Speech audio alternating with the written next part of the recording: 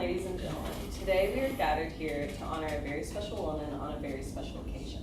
She spent her career surrounded by pictures of great female politicians and iconic women that made history. She used these people as inspiration for all of her work. Now she is a great history-making female politician herself. Leslie Knope started her career in her hometown of Pawnee, Indiana. She managed to revitalize and urbanize the city in her time in the Parks Department and while on City Council. She brought the National Parks Department to Pawnee and oversaw parks throughout the Midwest. During her time as a congresswoman, she had the highest likability ratings in Indiana history, and now she's the nation's first female president. With any great person, it's an important thing to remember where they came from, and Leslie definitely does that. Leslie began as the Deputy Director of the Parks and Rec Department of Pawnee. During her tenure in this position, she began to revitalize the Pawnee community by bringing back the annual Harvest Festival, which provided funding to help build a new city park. The Harvest Festival proved to the community that she was dedicated to making her town great and ultimately was a key component in winning her seat on City Council.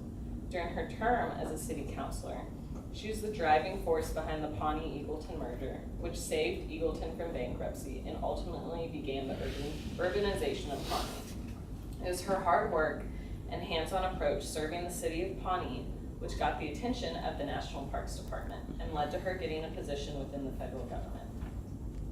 When first debating on taking the position of Regional Director of Midwest National Parks, Leslie had mixed feelings.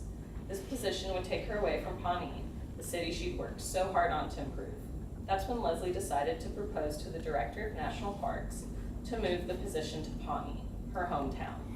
This further urbanized the development of the city by bringing a major federal presence in the town.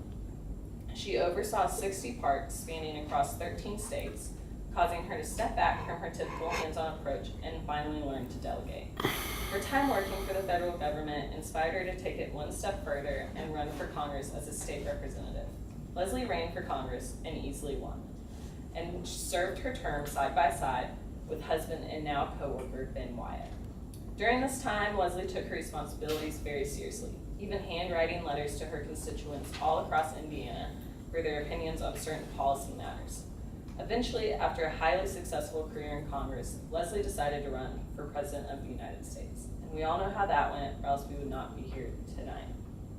Leslie Knope has accomplished so much in her career, starting in the small town of Pawnee, Indiana, to multiple positions in the federal government, and now the White House. I firmly believe that she will put the same energy and effort that she has into Pawnee and the national parks as she will into our great country. Please help me welcome the 46th President of the United States, Leslie Knope.